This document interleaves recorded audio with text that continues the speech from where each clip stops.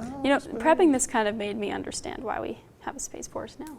You don't just find it to be like a punchline anymore? Yeah, I mean, it is a little bit redundant. Like, you could probably just, you know, make the existing programs better, but I understand. For me, it's always just going to make me imagine, like, cartoons from the 1980s with, like, a heavy metal theme song at the beginning. You know, Star Wars. Space Force! You know, Pew, that pew, kind of thing. pew. Yeah, Yeah, right. yeah. Exactly. Well, I was thinking Silverhawks, but, you know. Do you even know what that is? No, I have no idea what that is. It's probably good, because it's just like, it's just total cultural garbage, but I enjoyed it.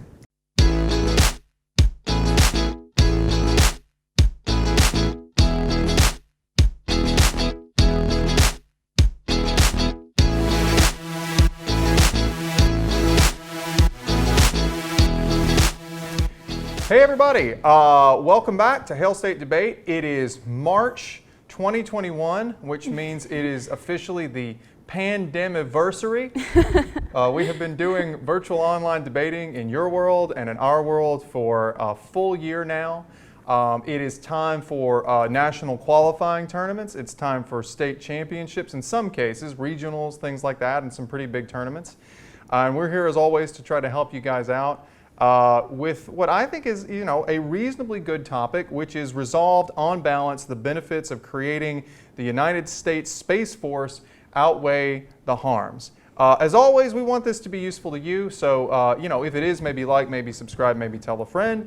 We will, of course, again, as always, put all of the links and timestamps in the notes below so that you can find all of those, because doing your own research is actually way more valuable than watching us talk about stuff. And if you are interested in getting our sort of general musings on life and debate in general, you can always follow us on Twitter at Hail State Debate.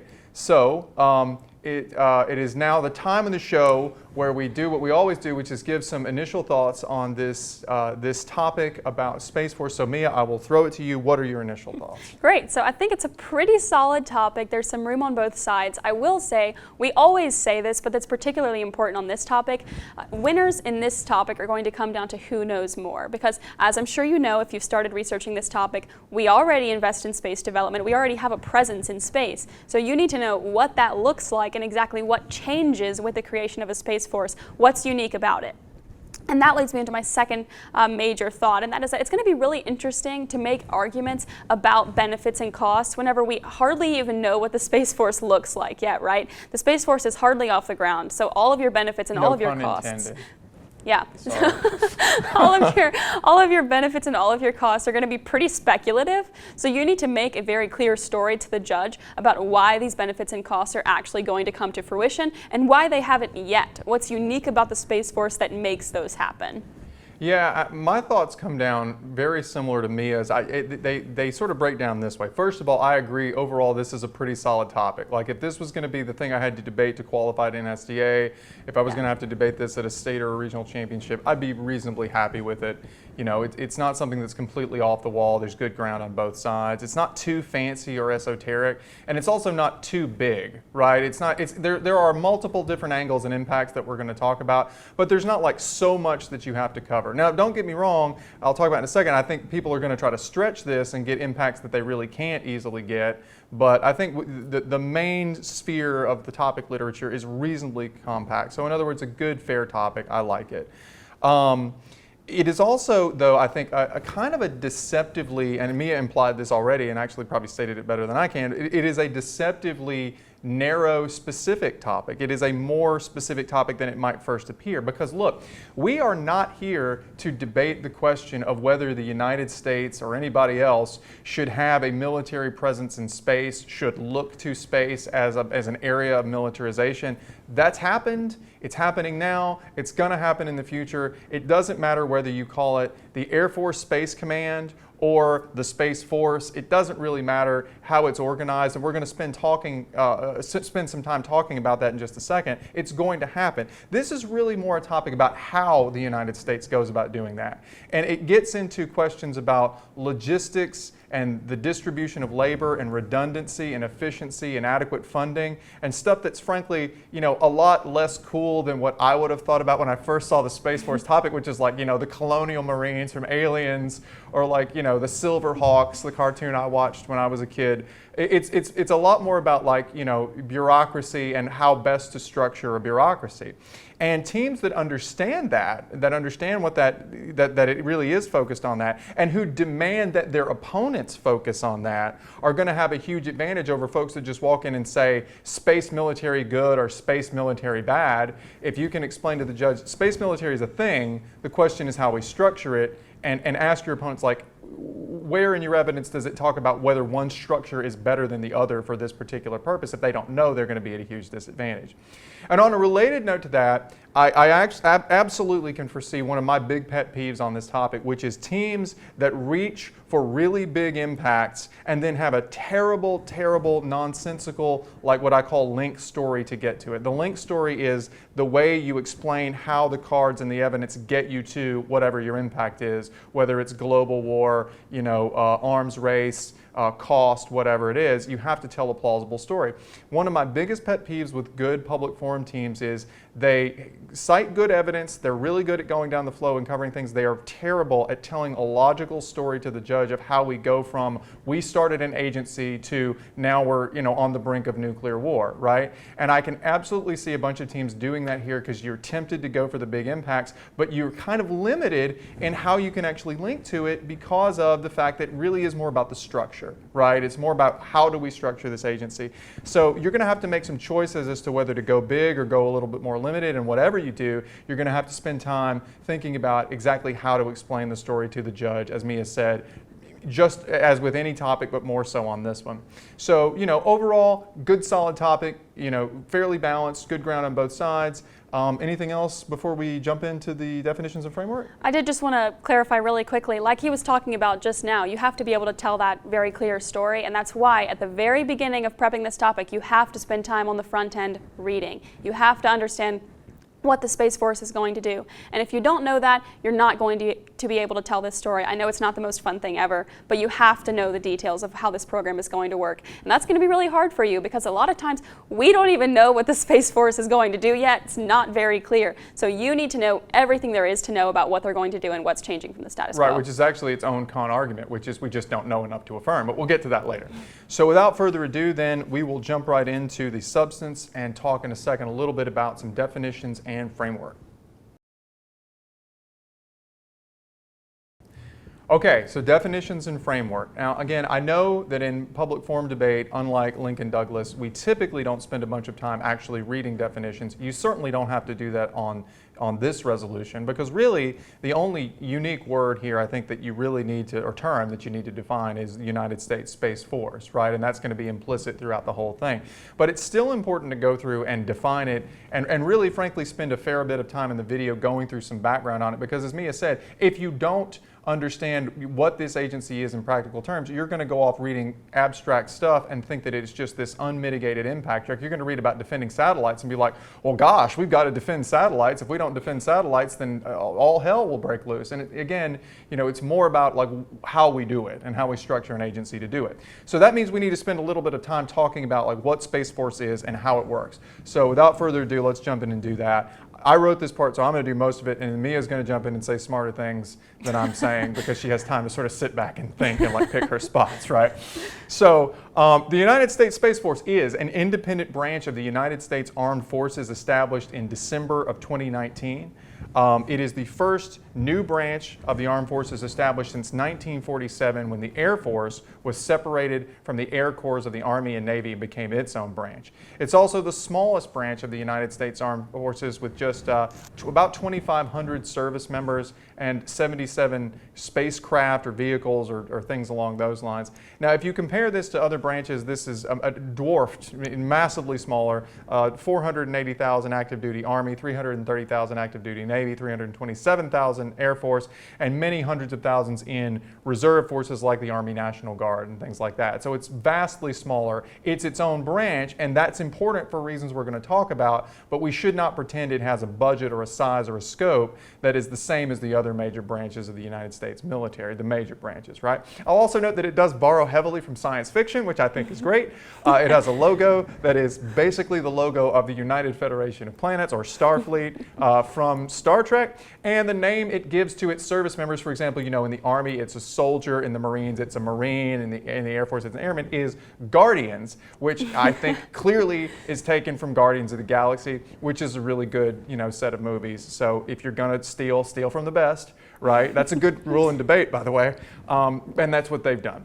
So, but it is one of 8 U.S. uniformed services alongside the Army, Navy, Marine Corps, Air Force, Coast Guard, as well as some other civilian agencies. They are all housed under the United States Department of Defense, and importantly, within the Department of Defense, Space Force is housed within the Department of the Air Force. Now, as we're going to talk about in a minute, many of the functions of Space Force used to literally be part of the Air Force. Now they are housed under the Department of the Air Force, but they are their own branch, which means they get certain considerations, which we'll get to why those new considerations are important, right? But beyond understanding the literal stuff, right, it's really worth understanding kind of a little bit of the history of how the U.S. military operations in space evolved into the Space Force. Because as we said earlier, the most basic misconception on this topic is that we just started in 2019 doing operations in space, and that just couldn't be more wrong, right? So the more you know about pre-Space Force history, the better you're going to be able to explain what Space Force does and doesn't do. Now, if you want a really good succinct explanation of it, probably for my money the best succinct explanation of the history and some of the policy issues, I really like a piece by Robert Farley from the Cato Institute, and really recent in December 2020, on like why it's premature to evaluate Space Force. There are good cards on this, but it's also just a really, really good plain English rundown, so I would definitely read that about the history and the function of it.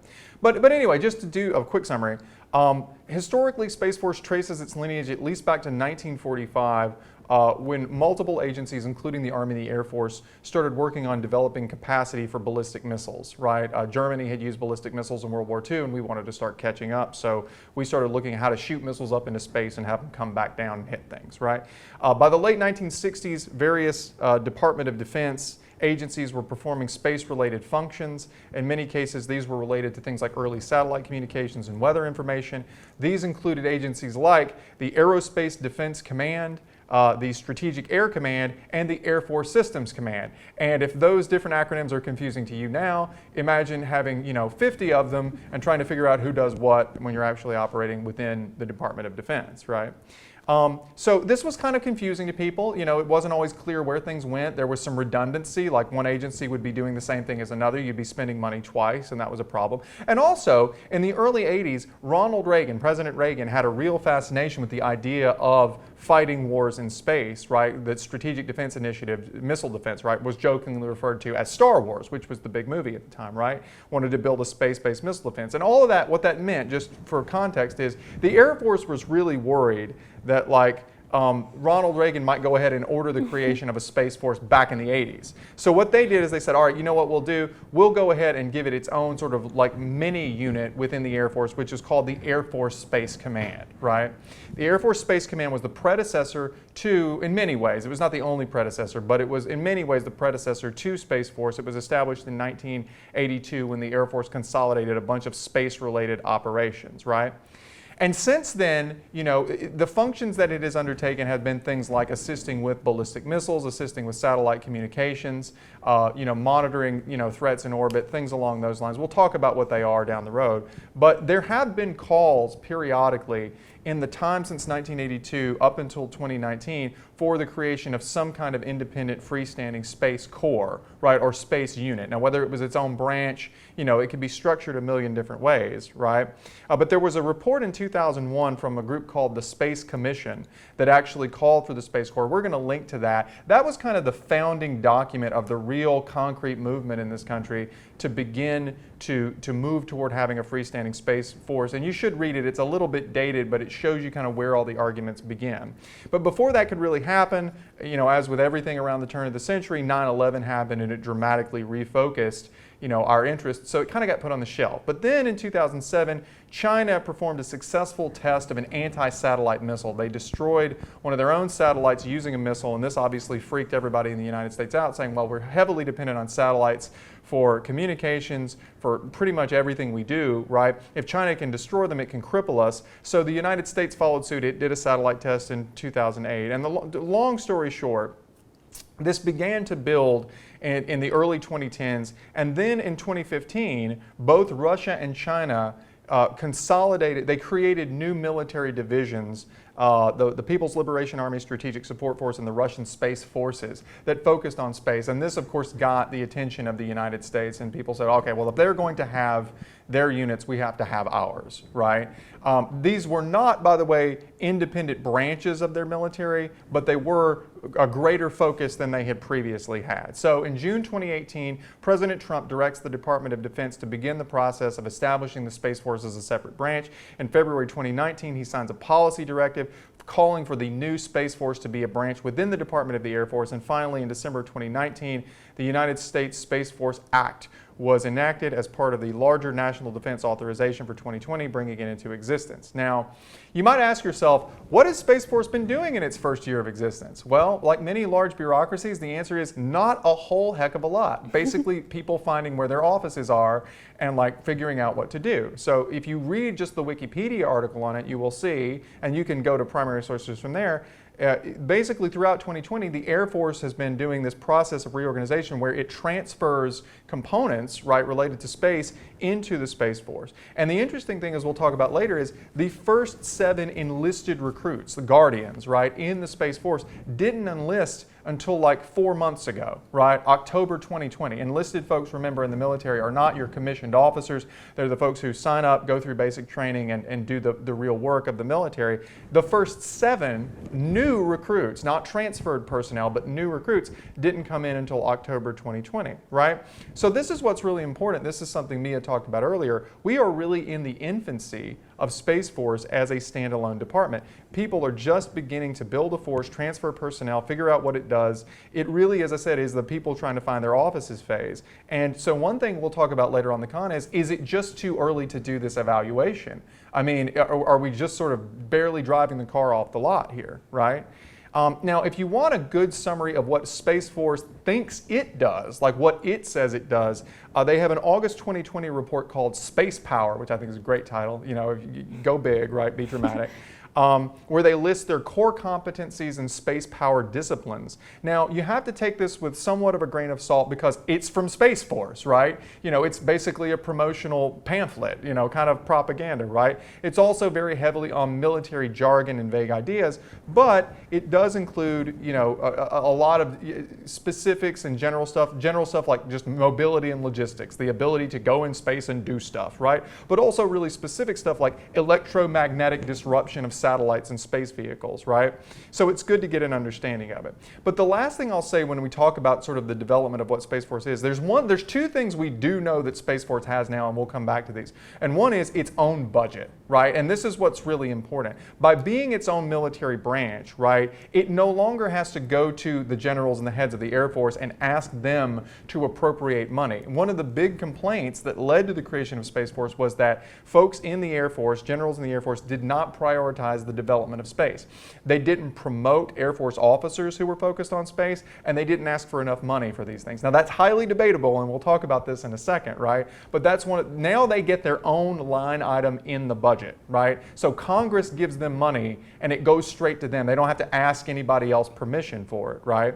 So for the fiscal year 2021 Department of Defense budget, which was passed over Trump's veto by Congress, they get a $15 billion budget, which in military terms is pretty small, right? It's $2.6 billion for operations, $2.4 billion for procurement, and $10.3 billion, which is the vast majority, for research and development. And these are all separate line items that come from Congress, so you don't have to ask the Air Force to share. And we'll give you some sources on that. But just remember, this is $15 billion out of an over $700 billion overall military budget. And that's where we are today with a brand new baby agency that really hasn't done a whole heck of a lot yet, but does have a budget, and it also has a seat on the Joint Chiefs of Staff, right? The head of the Space Force now has a seat on the Joint Chiefs of Staff, which is the chief military policy-making body other than the president, and they will be able to have a voice on the priorities of that group. So that's important too. So that's what I got on history. Did I miss anything? I just wanted to point out one very important thing that I do think all of you should know. In 2015, Russia and China both also reorganized their militaries to center around space development and working in space. Now, while they didn't create a whole separate branch, they invested tons more and made it a priority in their military. And that's going to be really important because that's one of the reasons why Congress pushed on the Air Force and said, hey, please start investing in this, please start prioritizing this, and they didn't. We're going to talk about this in a little bit, but that gives the pro a really strong case for saying we need this independent branch because the Air Force for a long time hasn't prioritized it, like Brett said, and also didn't see it as central to their identity. So if they failed on a mission or if they didn't invest in something, it wasn't that detrimental because they didn't see it as central to their mission. Whereas we can link some articles about this. There's a lot of evidence that the Space Force today, because it is so central to their mission, they will advocate on behalf of themselves and they will prioritize this mission. So that is really important to look at the history of what Russia and China are doing right now and how that does lead to the necessity of having an independent branch. Yeah, I mean, the big argument that the pro is going to want to make is, look, we're not here to debate about whether militarization of space is good or bad. Judge, they started it, right? China and Russia have made it clear that they intend to increase their capacity in civilian space exploration as well as their militarization of space. They showed us that in 2015 in a very concrete way. We have no choice but to respond unless we want to be left behind, right? And the second thing she said, I think that is super important, is that, again, we're going to be talking about turf battles. And many of you as young folks are blessedly free, because I work at a big university, and it's a wonderful university, but with any big organization, you have these little silos and enclaves where people get their own little empires and they run their budget and they do it the way they want to do it. They prioritize what they want, right? And we're going to be talking a lot about these little turf battles and funding battles and how Air Force generals who grew up fighting, flying Tomcats and things like that, they don't care about these, wannabe Star Wars people. You get the idea, right? And that's just as important as the technology and stuff. So, all right, in addition to the definition, though, I have a few framing points I want to talk about just really quickly, right? And the first one is, and I think this is, whether you say it explicitly or not, I think this is important, is benefits and harms as compared to what, right? So the resolution is similar to a policy resolution, except it doesn't ask us whether to do something. It looks at something that has happened in the past tense, right? The creation of Space Force, and it asks us to compare the harms and the benefits, but the harms and the benefits as compared to what? Are we talking about the harms and the benefits as compared to a total absence of U.S. military presence in space? In other words, if we don't have a Space Force, we completely get rid of the ability to project force into space, and so any ability to project force is 100% net impact for the pro, and any cost is 100% impact for the con. And the answer to that is completely unrealistic, right? The United States has had, as we said earlier, military space operations for decades, an entire division of the Air Force, right? And so one really important thing that both sides are going to be pointing out when the other side reads any impact, whether it's national security, whether it's cost, whether it's international law, is we were already doing this to some extent before, right? We were already doing this in some cases to a major extent. We're going to talk later about how the cost, there are arguments depending on whose estimate you look at that Space Force only cost about 4% more than what our space functions cost before it became its own agency, right? So it's not that big a difference. In other words, you can discount any impact you have by how much it was happening prior to the creation of Space Force, right? And so one really good tactic, I think this helps the con a little bit more than the pro, but like one really good tactic for every con to do would just be to go list every possible pro argument and impact you can think of, right? Whether it's defending communication satellites, satellites, keeping up with China, research and development, whatever you think the impacts are for the pro, and just go back and find articles from before 2019, I might say before 2018 when Trump called for it, right? And just go back and find old articles that talk about how the United States was doing this. Even if it's not perfect, right? Even if it doesn't say that we were doing everything we are now, that lets you hit back and mitigate any pro claim, especially if the pro is not ready for it. If they say, well, we're going to protect satellites, and you come in and say, okay, well, so here, for example, right, this is an article from Kendall Russell in 2017, right, that talks about Space Force's predecessor, the Air Force Space Command, was already investing heavily in satellite protection. I'll pop the text up on the screen, but as you can see, it talks about how the Air Force and the Pentagon planned, this was back in 2017, planned to invest $5.5 billion over the next 5 years as part of their efforts to improve defense of U.S. space architecture. That was the plan before we ever had a discussion of starting a Space Force. If you can find cards like that from 2015, 16, 17 and places in there where we were already doing these impacts, you can say to the pro, why did we need the Space Force for this? Do you have any evidence that the Space Force changed our prioritization of this or our ability to do it? And if they haven't prepared for that, right, then they're going to be in a bad way, right? Now, to be fair, the con can do some of this too on issues like, for example, cost. The pro can do some of this too on things like cost and violation of international law. But this, I think, is a really important strategy to explore. And another thing, Con, that you can say is okay, so pre-Space Force, we had $5 billion invested in protecting our satellites, and we had about 300,000 people at our disposal we could use to help us do that, right? Yeah. So pro's going to have to argue, and I think this is a pretty heavy burden, that we're doing more with about 2,000 people, right? So I think that's a really heavy burden that you're going to have to carry, and you need to tell us why those 2,000 are going to be able to get more done than 300,000, even if it's central to their identity. If they have far fewer resources, how are they going to do that? Yeah, and to be fair though, if you're the pro, you can turn this around and do the same way. If the con comes in and says, oh, they're violating some international treaty by militarizing space, you can just come in and say, we were militarizing space before. I mean, if that's bad, I'm sorry, but that ship has sailed. Mm-hmm. We and every other country and every other major power in the world decided we were going to militarize space a long time ago, so this is a non-unique impact, right? And it's that kind of understanding of what are the differences that's going to allow well-prepared teams to have an advantage. The last thing I have on framework before we actually start getting into the substantive arguments, though, is benefits and harms to whom. This is not something that's particularly unique to this topic, but it's just something worth thinking about, right? We asked a similar question to this on our video about West African urbanization, but let's talk about it. Whose interests count here, right? Now, the simplest two default answers to that are, there's one school of thought that says it's only the U.S.'s interests that matter, and the other is it's everybody in the entire world. And I'm not here to tell you how to weigh those or which way to go. I'm here to tell you to be thoughtful about how you run that in your case, right? If you're inclined to focus on the United States, cost and benefits to the United States alone, you need to be able to explain either explicitly in a framework or prepare for it in a response, right, why that is a legitimate framework to use in a public forum debate, right?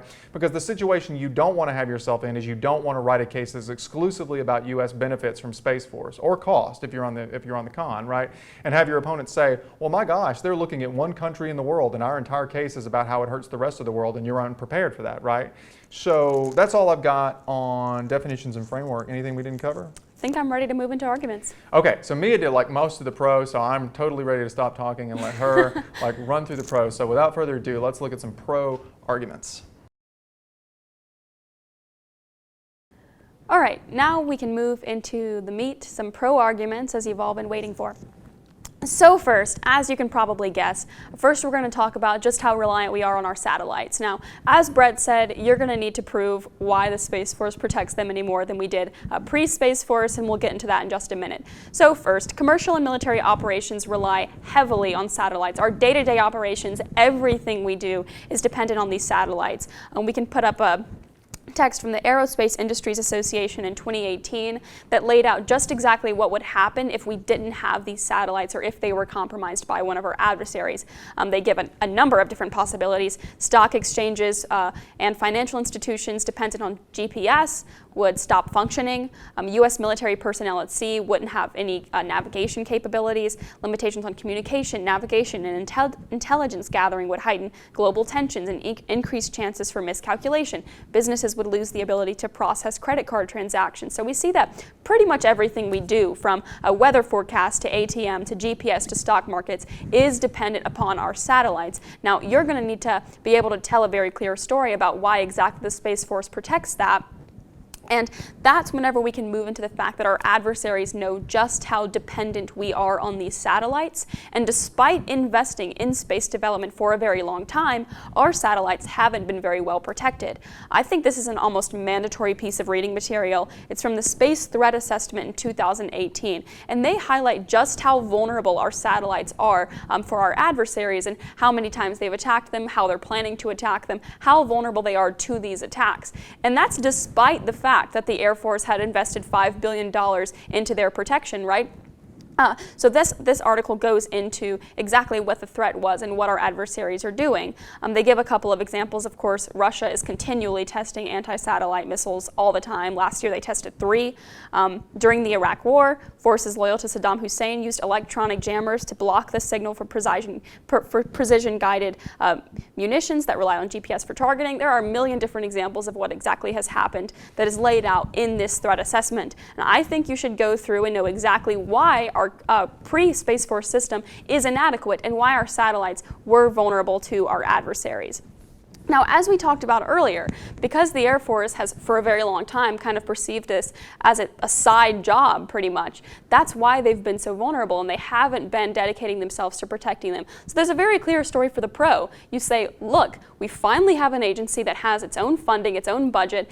We have people solely dedicated to protecting these satellites and protecting us in space. We're going to be able to have this as a primary function, not a side job anymore, and we can finally protect our interests that literally guide all of our day-to-day capabilities. What's dangerous is, as I've already said, our adversaries know just how dependent we are on these satellites. So we can't afford for this to be a side job, Judge. We need to prioritize it. You know, and one thing I would add to that is I think that, and I'll drop some stuff in the notes and maybe pop some stuff on the screen, is in addition to it being a centralized agency that actually has the ability to focus on it, another thing is about the optics of it, about the idea of it being a show of force. As we talked about earlier, Russia and China have decided that they're going to dramatically increase their capacity and dramatically increase their number of launches. And the argument you can make is like, you know, Judge, our opponent wants to tell you that space should be a peaceful place. But the truth is, you don't achieve peace by being weak, right? You don't achieve peace by being passive and standing by and hoping the other side will be peaceful, especially when they're showing you that they're not intent on doing that. The way you achieve peace is by having the strength to have leverage to negotiate it. So, for example, you know, when we negotiated the nuclear non-proliferation treaty with Russia and many other countries, well, the reason Russia is going to come to the table with us is not because they like us, right? Actually, the Soviet Union, right? The reason they come to the table is not because they like us; it's because they know that we have the ability to beat them, like badly, right? And so it's in their interest to come to the table. And so by having Space Force kind of show our commitment and demonstrate, you know, our intent on being serious about projecting force into space, we actually make peace more likely because we let Russia, China, and others know that you're going to have to come to the table, sit down with us, negotiate, you know, arms limitations, negotiate treaties, rather than just us being passive and letting you do what you want, right? Yeah, exactly. And we're going to talk about this a little bit more on the con, but there is a very clear story for pro to say, look, militarization has already happened, right. And con, you're going to have to prove to me why it's, or how it's even possible that we can reverse that trend. Right. And right now, our adversaries know that the next battleground is space. There's big money in space. They're going to be developing there. So we have to keep up. We can't just cede the battleground to our adversaries because they're going to be investing. We might as well too. And that moves me into the fact that our adversaries have very similar programs. Now, we've talked about this a little bit, but you're going to need to be able to prove that our adversaries are investing more heavily than we are. Now, we have an article from Time that just talks about exactly how they reorganized their militaries in 2015, emphasizing the importance of space operations. So they created, for example, the Chinese People's Liberation Army Strategic Support Force. They created that force to help launch and operate satellites, to develop anti-satellite missiles, and the same thing for Russia.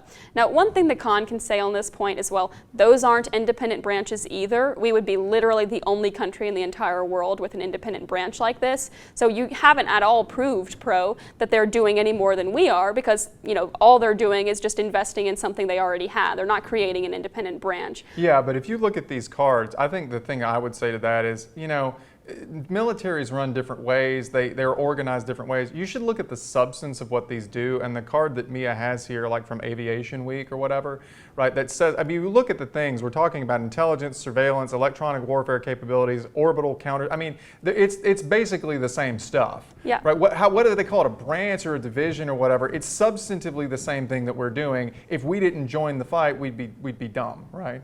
Yeah, and one big difference too is that these operations are actually central to their mission. They actually are prioritizing it, whereas next I'm going to talk about how the Air Force isn't doing that whatsoever. So even if it isn't a separate branch, they're still doing far more than we are in this arena. So we need to keep up. We can't just cede that ground. And that leads me into why giving the Air Force a specific jurisdiction over space is incredibly insufficient. Now, like we talked about earlier, for a very long time, Congress has pressed on the Air Force, please prioritize this, please invest funding in this, and for a very long time, they've refused to do that. This is according to Space News. They say, remarkably, the service least invested in missile defense that has almost $0 for people is the Air Force, the same force that is supposed to defend the space through which every missile flies. And they go on to say that in the Air Force's actual legislative proposal to Congress, they were silent on the mission that Congress was asking them to do, and their internal plans revealed that they would cede that mission to the Missile Defense Agency and use it to reduce the costs of the Air Force their own missions, right? So we have extensive evidence that the Air Force doesn't view this as central to their mission and isn't following Congress's lead. They're not investing heavily into this.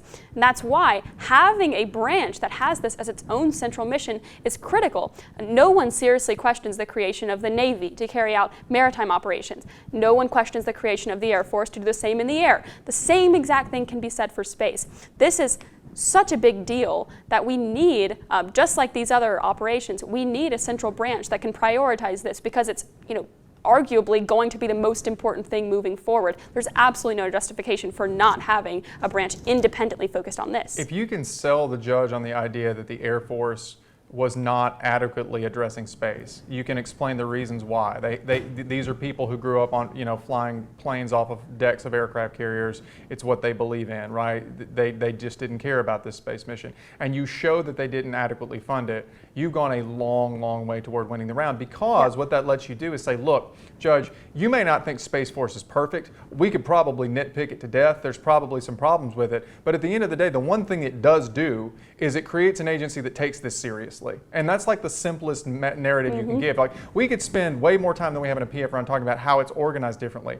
But if you can sell them on the idea that it's a difference between a world where we had people with other interests who didn't take it seriously, and now at least we take it seriously, right? It has its own budget, it has a seat on the Joint Chiefs of Staff, and that by itself is getting us ready for the new world that we're going to be in. That's a super simple narrative that a lot of judges will understand over a lot of the clamor in the round, right? Yeah, and if you, if you can establish how important, protecting our satellites is and everything else, a really easy question you can ask the judge is, Judge, can we afford for this to be a secondary mission? Can we afford for this to be a side job? That's even something you can ask in cross-examination. Why should this be delegated to a branch that merely doesn't care about it, that isn't willing to fund it, that isn't willing to follow through on its missions it said it's going to? Can we afford to do that? And if you can convince the judge that the answer is no, you have a very clear path to the finish line of winning that round. Yeah, it would be the analogy, and you should use historical analogies, and the best one's probably the Air Force. Right? I mean, if you think back to, remember, it was created in 1947, right? If you remember in World War II, our Air Force was pretty considerably behind the Luftwaffe, which was, Germany's Air Force, and then the RAF from Britain. Both of them were considerably ahead of us. Not having a Space Force now would be kind of analogous to, we get through World War II, we make it through, and then we just decide we still don't need an Air Force, right? We don't, in 1947 passes, 1957 passes, 1967 passes, and we're still flying planes, out of the Army and the Navy, right? Well, there's a reason we didn't do that, right? Yeah, and that's another simple story you can tell a judge. That's to the judge. That's even one thing you can ask in cross-examination, like, why do you think we need an Air Force? Or why do you think we need a Navy? Like, can't those things just be under the jurisdiction of the Army? Why do we need them, Well, right? interesting. We're going to talk about a con argument that actually says that would be better, but we'll get to that later, right? Yeah, so make them answer that, right? What is the unique benefit of having independent branches? And, if they can tell you there are some, then you can definitely use that to your advantage. Next, we're going to talk about another unique benefit of satellites. Now, this might be a little bit too cute, but there's extensive evidence that shows that satellites are often used to detect human rights abuses. Now, human rights groups like the Human Rights Watch use these satellites to almost investigate human rights issues around the world and see our adversaries like Russia or North Korea committing human rights abuses with satellites. So this is according to the ABC. They talk about just what the Human Rights Watch and other groups like Amnesty have done with satellites to investigate these human rights abuses. They say, some examples, satellite imagery has been used to identify prison camps in North Korea, mass graves in Burundi, Boko Haram attacks in Nigeria, forced relocations in the Democratic Republic of Congo, and mass graves in northern Iraq. Human Rights Watch does the same. They found some of the human rights abuses in Myanmar, and more importantly, the Human Rights Watch reported in 2020 that they found extensive human rights violations by Russia with those satellites. Now, one thing you can argue, there's not extensive evidence on this, but if you can make this link, one thing you can argue is that, of course, Russia has the incentive to destroy all the evidence of their human rights abuses. Now, we've seen actual substantive harms towards Russia because of their human rights abuses that we've identified with satellites. The Human Rights Watch goes on to say that because of these abuses, they had widespread condemnation from worldwide leaders like the head diplomat for the EU and the United States even. And they go on to say that the United States even backed opposition groups in those areas against Russia because of those human rights abuses. So if you can make this link, I think it would give you a very unique impact that Russia and other adversaries certainly have an incentive to destroy all of that evidence. And of course they want to do that because if the United States knows they're committing human rights abuses over and over and time again, we've sent opposition groups to stop that from happening. Yeah, and I think it may very well be, I know I kind of badmouth some of these more specific impacts and things like that. It doesn't hurt to have one or two things that are a little bit more esoteric, I think, to force your opponent to spend time on it, right? Yeah. I think arguments about human rights you're probably not going to build a whole case around satellites on human rights, but it doesn't hurt to have a point or two like that kind of almost as red herrings to distract them. The thing you're going to have to do, though, to get there is to tell the story in simple language about why a Space Force is a better mechanism for preventing that. And that's things like it's a show of force. It forces people to come to the table and negotiate with us. They take it seriously, like it's got a big boy, big girl seat at the adult table, right? Mm-hmm. It's got a budget, things along those lines. And those core arguments will allow you to link to things like protecting satellites that detect human rights abuses and protecting communication satellites and a million other esoteric things like electromagnetic warfare. And we're not going to spend a ton of time, on this video going through, we will drop them in the links, right? Going through every possible impact. Suffice it to say, there will be a lot of different ways we fight in space. They will affect our infrastructure, they will affect our communication, they will affect every part of our lives, right? But the question is, can you access them through telling a story about why Space Force is better or worse? So I have a couple of points just to wrap up the pro, kind of that focus on that. And one of them is just the idea that we have always been projecting military force into space. The question has only been how, right? And Space Force is a better answer to the how, right? And I do think this is a freestanding contention in most cases, right? We've been doing this for at least 50 years. We've had a unit of the Air Force and the Space Command for 40 years, right?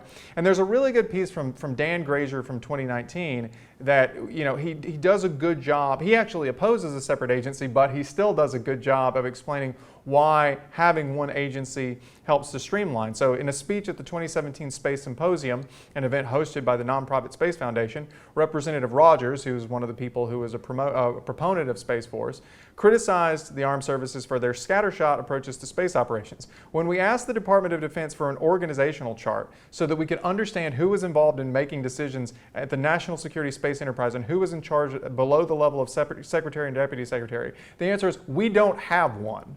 Right? right? So if you want to get Con into the game of what was it like in 2017, here's a good answer. We went to the Department of Defense and Congress said, how do we organize our space operations? Can you give us a chart of who does what? And their answer is, not really. We don't have a chart. Okay, that's not we don't have an agency. It's not we don't have the capacity to project forces. We don't know who does what, right? We certainly don't have a budget, right?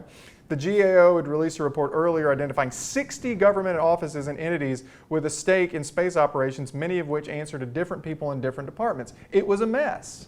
You know, it was all over the place with people doing all sorts of different things. And Grazier talks more about this, and we'll link to some other sources about it. But basically, you want to paint it as it was this haphazard, slipshod thing that had evolved over 50 years in 50 different places. The left hand didn't know what the right hand was doing. They had to beg for budgets from other people. And Russia and China saw that that was a bad approach and changed how they did things, right? And so here we were with just all of our space stuff all over the place, and it was a bad situation, right?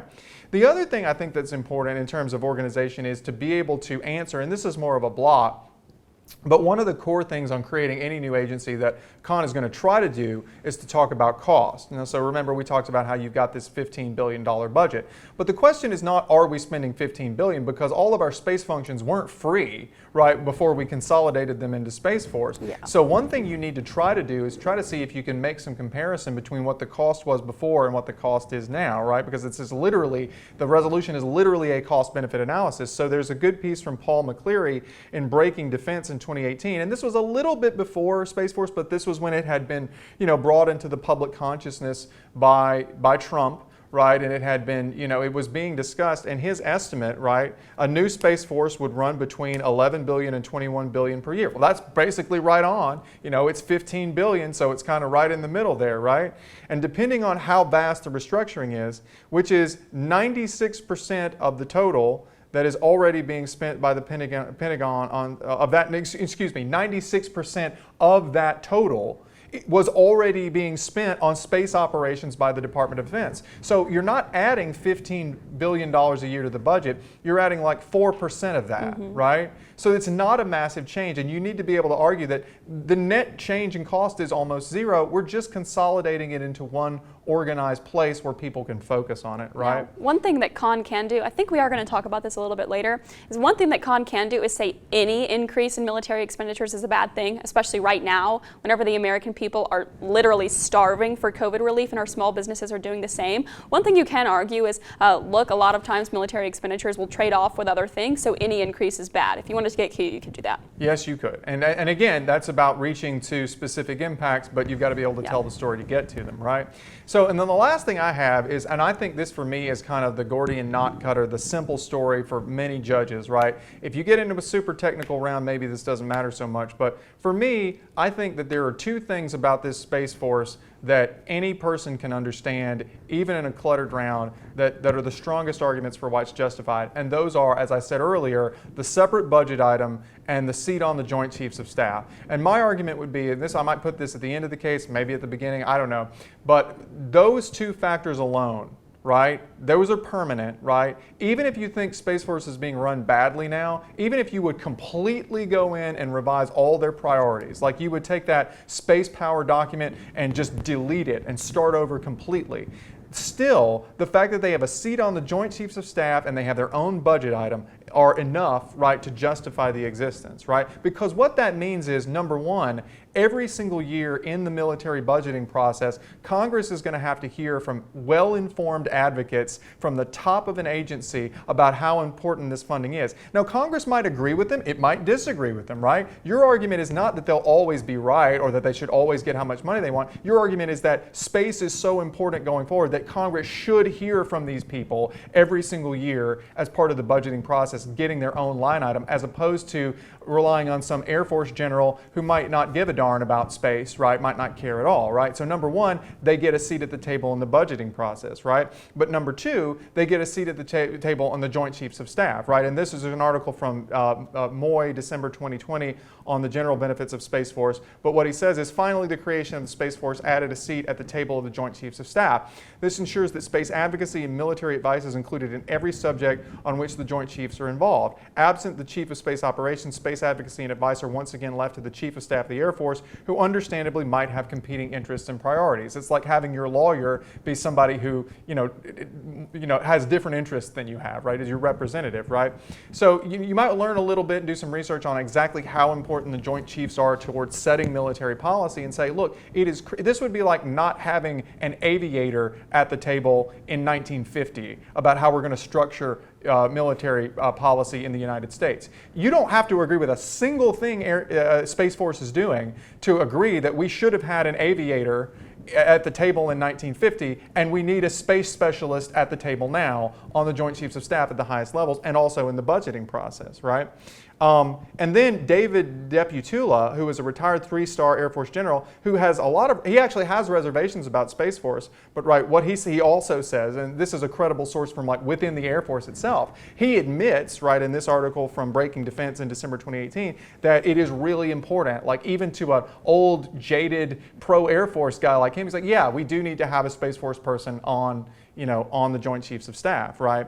So to me, I think that if you get into a round where things are getting super technical and we're talking about satellites and Russia and electromagnetics and stuff like that, this is something you can pull back to and say, look, we got to have a seat at the table and we got to have a budget item. And if you believe in that, you believe in Space Force, and it's just as simple as that. Yeah, right? Your story is very simple. If you can win that the net cost is pretty much zero, which it factually is. In terms of money, yes. Right. Then there's really hardly any cost. Your story is very simple. If there was going to be an arms race, it probably would have already happened. If there was going to be nuclear war, it probably would have already happened. We see tangible benefits of having a seat at the Joint Chiefs of Staff and having an independent budget, and finally having an agency that actually prioritizes this mission. There are only benefits here. Yeah, and that's the last thing I guess I would say, which is me is right. I don't have a card on this, but I do think you need to be ready to say this is what we would call in policy a brink argument. Like, again, if all of these parade of horribles that you say were going to happen, why weren't they happening when we were having 15 different agencies create ballistic missile systems that were capable of going up into space and coming back down and destroying whole countries, right?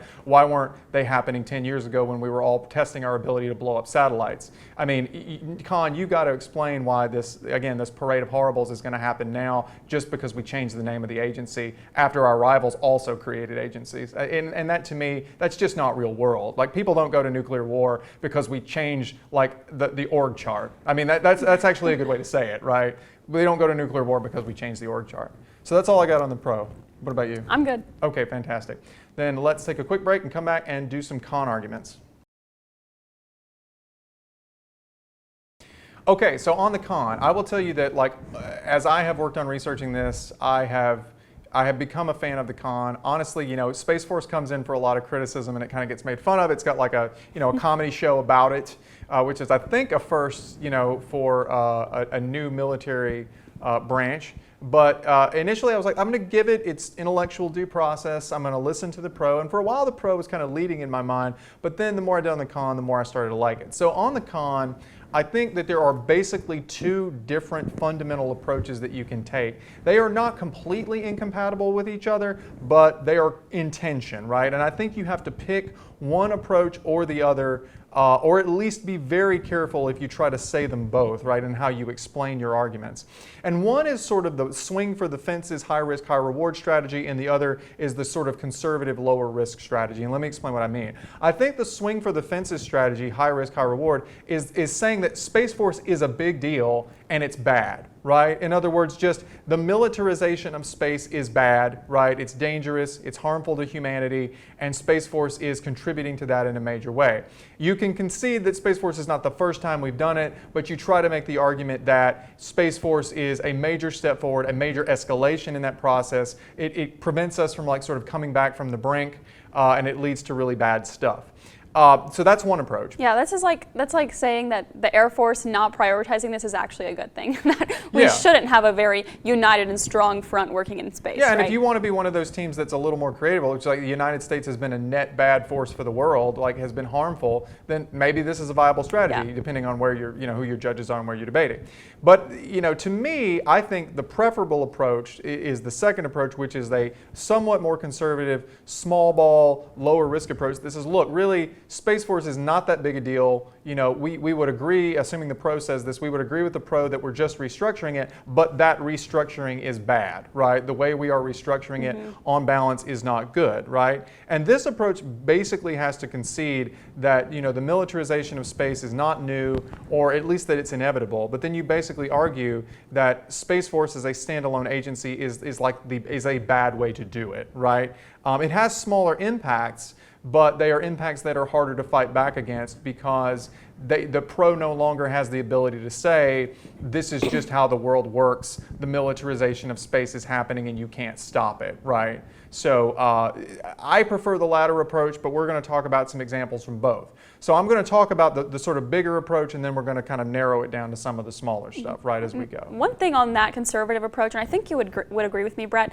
is that common ground isn't just saying that costs outweigh the benefits. It could be that they're just equal, that, you know, really nothing happens. That's right? true, and as we're going to say in a minute, or it could be we don't have enough information to make the decision yet, right? So if you can just say we're literally just consolidating functions and we're giving them much fewer people to work with, really there's not going to be much big of a change at all, so you can't say the benefits are outweighing the cost if the same exact thing is going to be happening. Right. Okay, so let's start with the big one, which is the idea that the militarization of space is bad and we should oppose it, right? So this is an argument that it's a big impact argument, but basically you have to make 3 points to win this, right? First, you have to say that a non-militarized world of space is better than a militarized world of space. Like, in other words, Trek, the ideas of Star Trek, where it's this universal heritage of all humankind, right, is good, right? Then you have to show that it is still possible that we don't militarize space, which is challenging, right? And then you have to show how Space Force undermines it. So there's a lot of sort of links in the chain, right? The idea that it is preferable, there's a good piece from Chinook 2013 on the harms of weaponizing space, and it just gives a really good succinct summary of the potential risks. Number 1, arms race, you know, risking major war. Number 2, cost. Number 3, creation of space debris. In other words, we go around, you know, testing missiles and blowing stuff up. You had when the Chinese tested their anti-satellite missile, it created 2,000 pieces of space debris. We're not going to actually spend a lot of time talking about how bad space debris is, but it's something that imperils our ability to send stuff into orbit. It makes it dangerous because if you run a spaceship into a little chunk of metal going, 10,000 miles an hour, it's going to rip through it like a bullet, right, and destroy it, right? But it talks about summing up how harmful these things are and why a militarized space is bad. Chinook doesn't ultimately say that total demilitarization is possible, but really that's not what we're looking for here. We're just looking to tap the brakes, right? We don't have to argue for a world in which there's no military in space. We just don't want to be slamming on the gas and going ahead full speed. We want to be slowing it down and trying to, at least keep it within reason, right? Well, that leads to the second question, which is like, is it still possible to have a world in which we don't militarize space? And the piece I look at on this one is from Hallinan 2020, and it's a piece called "The U.S. Needs COVID Relief and Renewable Energy, Not a Space Force," which is a lovely title, right? I mean, you can certainly see why a lot of cons would want to use that. But basically what it says is that, as recently as 2014, Moscow and Beijing, in other words, Russia and China, have come to us and said they are willing to look at treaties like the Treaty on the Prevention and Placement of Weapons in Outer Space, right? That would basically prevent weaponization of space at all, right? And even though they've started new agencies, there's a decent chance that we could work out some diplomatic understanding with them, right? The problem is that the United States has said no to this again and again and again. We're the ones who haven't signed that agreement. We're the ones who haven't adopted UN resolutions about non-armament of space when our two biggest rivals are telling us that they will, right? And the piece from Hallinan argues that one of the big reasons we do this is basically the military-industrial complex, right? You've got generals in the Air Force and now in the Space Force, right? With their own budget items, and you've got big corporations, as they say. There is a strong opposition to any agreement with Russia and China in the Pentagon and the Congress, in part because of the power of corporations. Boeing, Lockheed Martin, Raytheon, Northrop Grumman, and General Dynamics stand to reap billions in profits by supplying the hardware to dominate space, right? And so the argument would be, there is an opening with our rivals to sit down and talk this out, but we are pressing forward with this new, well-funded, agency to meet the needs of corporations to create newer, bigger, badder space weapons, and that's a bad approach to take, right? And there's a common sense response to this. Pro can just say, look, the last time they proposed this treaty was in 2014, and then they reorganized their militaries in 2015. They've walked away from this possibility. It's not going to happen, and that's a pretty common sense response. Yeah, and so that is true. If you really wanted to drill down, you probably would want to, if you're one of these teams that is trying to win big tournaments, you'd probably want to spend some time researching exactly what the differences are in the newly reorganized Russian and Chinese units. How different are they? Are they really walking away? Is it that big a change? Frankly, as I sit here right now, I don't know, but that is an advanced piece of research that you might want to do if you have time, right?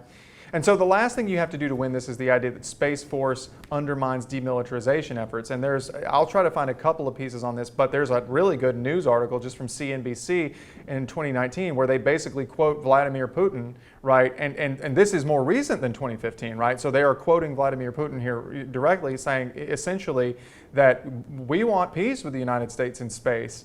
But it's this darn Space Force, they're militarizing space, and we have to do what we have to do. So it says Russian President Vladimir Putin warned Wednesday that the U.S. saw space as a theater of military operations, and the development of U.S. Space Force posed a threat to Russia. The United States is, and this is quoting him, the United States is accelerating creation of its space forces, which are already in the process of operative preparation, Putin said, adding that the world's leading countries are fast-tracking the development of modern military space systems. The situation requires us to pay increased attention to strengthening the orbital group as well as the rocket and space industry as a whole.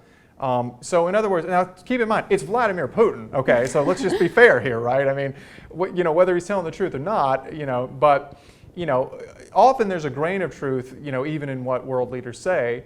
And the idea is he's telling us we didn't want to do it this way, but we felt like this is straight from the horse's mouth, right? We didn't want to do it this way. The United States had to do it this way, and Space Force is exacerbating the problem, right? So that's basically it. And that actually leads pretty seamlessly into the next argument, and that is that the Space Force will lead to an arms race, right? So that's pretty intuitive. Vladimir Putin says this himself. We don't want to militarize, but if the United States is doing it, we quite literally have to do it. And that's because world leaders know that space means big money. Space means the future of military operations. So if the world's greatest major power is going to be expanding its militarization, then our adversaries are going to have to do the same thing, and that's pretty intuitive. Now we have another article from Chanak, the same guy from earlier in 2013. He says the main problem associated with weaponizing space is that an arms race would likely occur, which would destabilize the international system and make the world more vulnerable to war. And he basically goes on to explain this. He says, since space is the ultimate high ground, other countries will be forced to counteract the United States' advantage in space, or else face the consequences of a superpower with a strategic advantage. And this potential arms race will cost countries vast amounts of money and will put many weapons in space, which increases the likelihood that they will be used. So it's pretty intuitive, right? Vladimir Putin told us the same exact thing himself. We don't want to militarize, but you're going to have such a massive advantage over us if we don't, so we're going to have to counter you and invest more heavily ourselves. Yeah, arms race is probably the biggest kind of link to impacts like war and of course the cost, right? There's a little bit in that article about how much it increased the cost of the military. In other words, we can expect Space Force to start clamoring for more money to build experimental stuff like this X-37B, like space plane or whatever. But also it's the thing that most realistically puts us on the precipice of things like nuclear war and major conflict, right? Yeah, so even if you can't win cost right now on the con, what you could say is that the arms race is only going to lead to increased cost because we have to keep up, right? Even if the cost right now is very low, in the future it's definitely going to expand. To be fair, there is a response to this arms race argument, which is that Space Force actually helps decelerate the arms race. And this comes from an article by William Connolly from the RAND Corporation in 2020.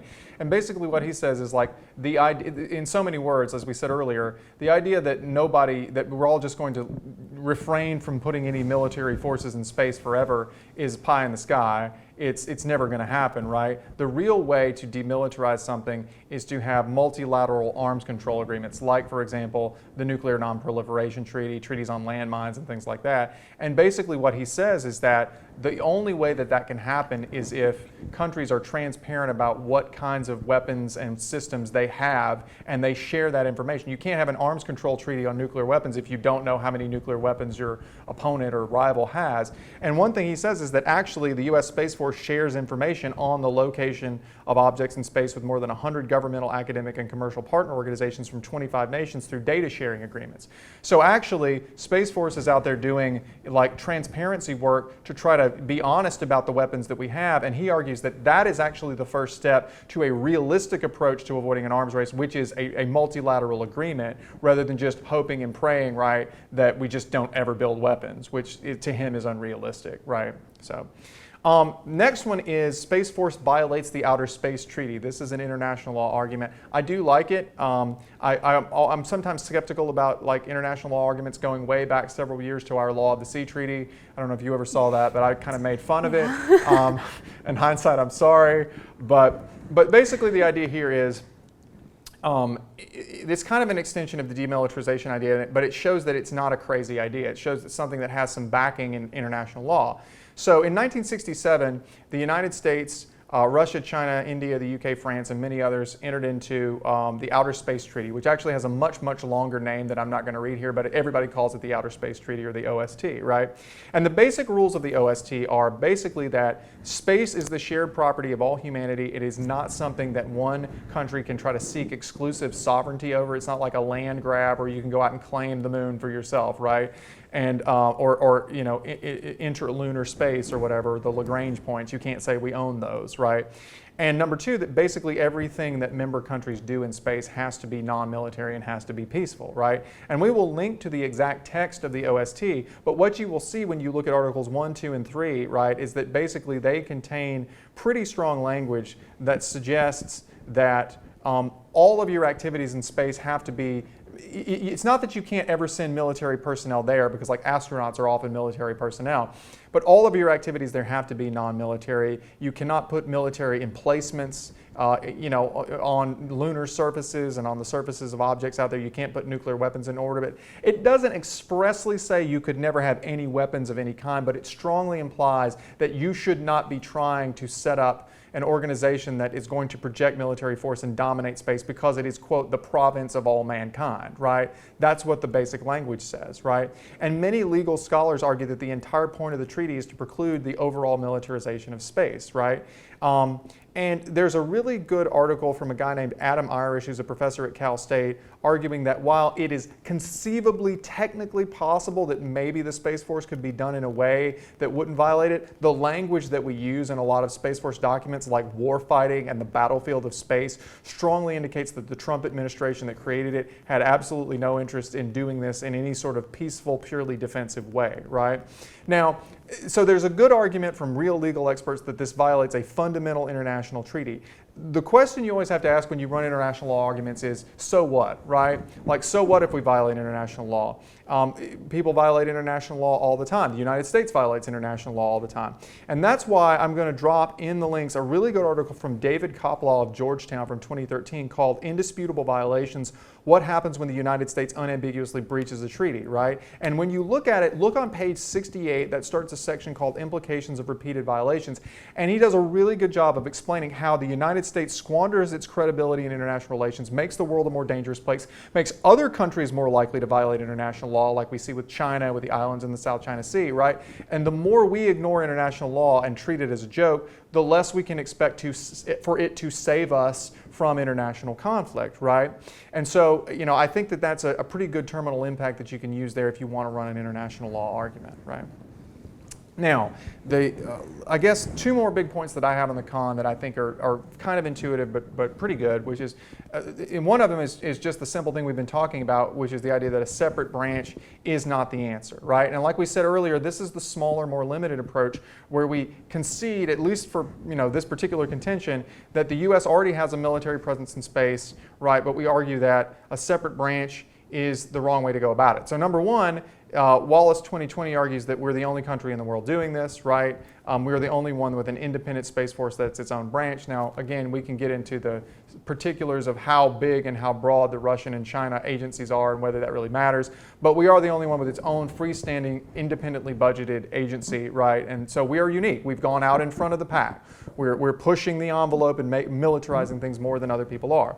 But the really good piece on this, again, comes from Dan Grazier, and we mentioned this piece earlier from 2019. He's a former Marine and a research fellow at the Project on Government Oversight. oversight.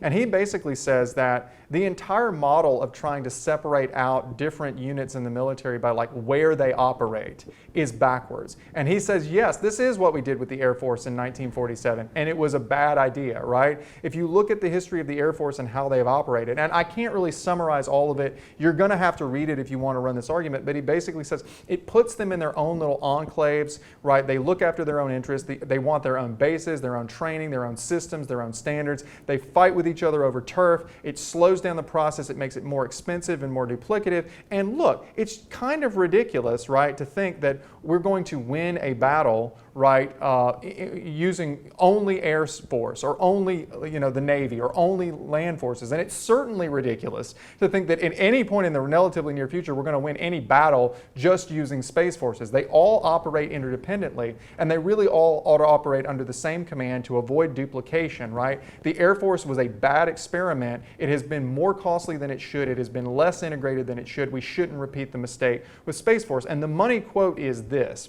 He says, the Space Force leaders will likely only work with other services when forced to by an outside entity like the Secretary of Defense or Congress. And even then, as history shows, the resulting cooperation is likely to be half-hearted and will vanish as soon as the source of external pressure moves on. Victory in war comes through the cooperation of all arms toward a singular goal. The United States should be taking steps to reduce barriers to this kind of cooperation, not creating more. And then if you go and look at the actual document, Space Force's Space Power document, and you look at what the 5 core competencies of Space Force, right? I'm not going to go through each one of them, but go look at them. There are 5 of them. You'll see that the things that Space Force is doing right now are overwhelmingly support roles, right? They are not building like troop transports from aliens, right, and flying off to a space colony and fighting space wars. That doesn't happen, right? There are things like space security, but that's something you can't do without the Air Force, without the Missile Defense Agency. You can't do it without the intelligence community. Combat power projection, again, Missile Defense Agency, Air Force have to be involved there. They don't have significant numbers of their own combat forces, right? They just don't. Space mobility and logistics, this is helping other branches move around. Information mobility, this is helping facilitate satellites and communications that in many cases other branches and other agencies use. And then space domain awareness, keeping an eye on space security issues, doesn't require its own branch. If you look at the things that it's doing, it is not its own standalone force that goes off and fights on its own. It is something that helps. It is like in a video game, it's the support class, right? It's the healer, right? It helps the other branches do their job, and it's crazy to give it its own enclave where it's going to want its own money and its own training and that sort of stuff, right? So that's the argument there, right?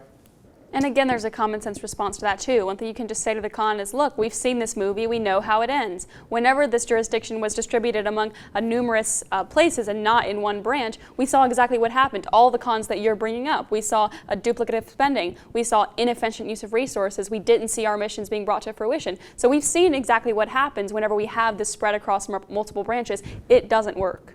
Right, and then the last thing I have is the most super common sense argument, and this may be a little too cute and a little too simple for, like, if you're on a super technical circuit or you've got a judge who's 2 years out and they were a TOC, public forum debate or whatever, they may not like this. But with a lot of judges in a lot of less technical environments, I actually think this could be a really good common sense argument, which is the idea that it's just too soon to say. We really don't know with Space Force, right? The basic idea here is that Space Force was created and authorized in December 2019. And if you look at the Wikipedia article on it and you look at the sources that it cites, it has spent its 1 year of existence basically, like, I mean, I'm not being literal here, but like buying office furniture and figuring out where to put people, right? I mean, it has spent the entire year reorganizing people, deciding what their jobs will be, and just getting the basics up and running, right? As we said earlier, they only enlisted their first 7 new Guardians of the Galaxy or whatever in October of 2020. This is, and literally the only mission that is mentioned in the Wikipedia article, and you may be able to find more about this, is that Space Force warned troops of an Iranian missile strike using the space-based infrared system. Well, guess what? The space-based infrared system has been around for at least a decade before Space Force existed. So literally the only mission that we know about so far, I'm sure there's some others, but like the main mission that gets mentioned is something they easily could have done and would have done before there was a Space Force, right? They haven't done anything unique yet for us to evaluate. So the con just has to sell the judge on the idea, look, Judge, even if you don't buy any of the Khan's offense, right, it is still just too soon to affirm. It is too soon to sign on to the assessment made by the resolution. We have no idea what the benefits of this or the harms will be. And you should say the only fair way to judge a military agency is not based on intentions or goals or hopes. It's on what they do. I mean, the military is the ultimate practical, reality-based, agency. It is not based on how it makes you feel. It's based on whether it makes the country safer or not. And we just can't answer that question. So, Judge, if at the end of the round you're just throwing up your hands and you don't know who has any offense, it's an easy negation for you, right? And the analogy I'd use is it's like you drive the car off the lot, a brand new car off the lot, and you pull up to the first red light and you get a text from the dealer saying, "Tell us, has this been a good car for you?" Well, I have no idea. I mean, I just drove it a block. I haven't done anything with it, right?